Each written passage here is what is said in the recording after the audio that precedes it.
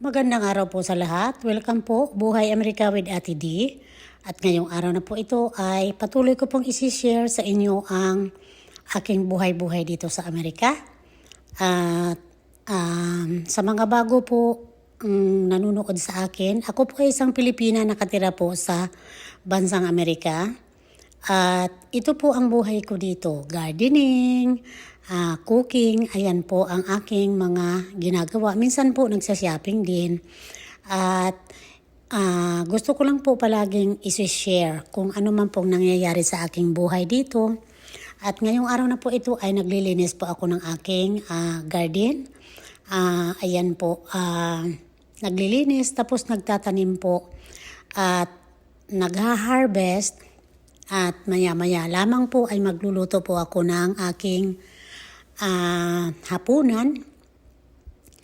At dito naman po ay talaga po siyang kailangan mo po na itrim ang mga... Kasi po ako ay tingnan nyo, may gulay tapos may bulaklak. Yan po ang aking... ginagawa po dito sa mga garden ko. Mayroon po talaga akong sinisingit na mga bulaklak. Para po medyo hindi lang po lahat ay green ang makikita mo sa paligid. Kundi mayroon din pong mga iba't ibang kulay. Kaya hindi ko lang din po alam sa inyo kung ano ang garden concept nyo po sa inyong sari-sariling bahay. Pero sa akin po, ito po, ayan ang aking mga ginagawa. At ayan po, may ginugupitan ko rin po ang oleander na bulaklak ko din po yan. Kaya ayaw ko kasi po yung ibang mga sanga-sanga niya na laylay po or naka-attach po sa aking mga gulay. Kaya kinakailangan ko po siyang putulan. Tapos po dito, ayan, natapos na po akong putol-putol ng mga bulaklak. Dito na naman tayo sa pag-harvest po ng okra. Kasi kasama din po yan sa ating lulutuin mamaya. Ayan po. Haharbisin lang muna natin ang ating mga, marami po siyang bunga. Alam niyo po yung aking okra is masisipag po silang magbunga. Kaya nakakatuwa din po na yun bang pagmasdan mo ay may mga bunga sila tuwing hindi naman po araw-araw, every other day po na nag-harvest po sa kanilang mga bunga. At ang okra naman po ay marami po siyang benefit sa ating katawan na makukuha natin mga vitamina galing po sa okra.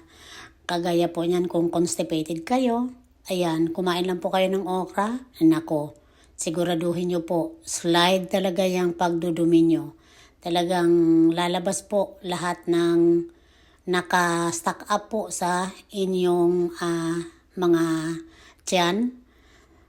Yan po ay subok na subok ko na.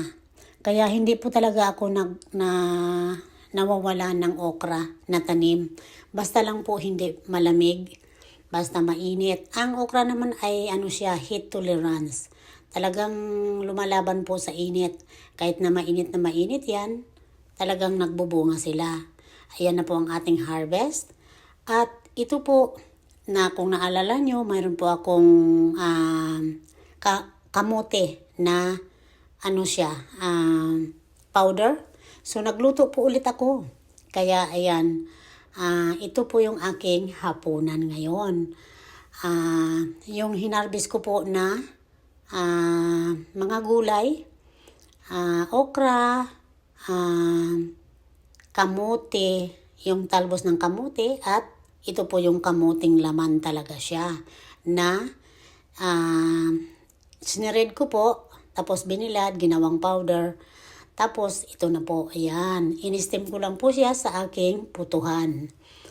Ayan po ang aking magiging dinner ngayong gabi. So, samahan niyo po ako sa aking pagkain. Ayan po, ayan na. So, di ba, uluto na. Galing lang po yan sa garden ang aking mga gulay. Ayan. Hindi po siya kasing sarap ng kamuting kahoy, ang kamuti. Ito po ay, di ba, ang sinabi ko sa last na video ko, yan po ay mga experiment ko lang. Anyway, maraming salamat po sa panunood at sana po huwag kalimutan mag-subscribe po. Mag-comment po kayo below, i-share nyo po ang aking video sa inyong mga kaibigan o sa inyong mga kamag-anak. Ayan po sa inyong social media. Maraming salamat po. Ingat po tayong lahat. God bless. Bye-bye po. Ayan, patuloy po tayong kumakain. Salamat po ng marami. Bye-bye.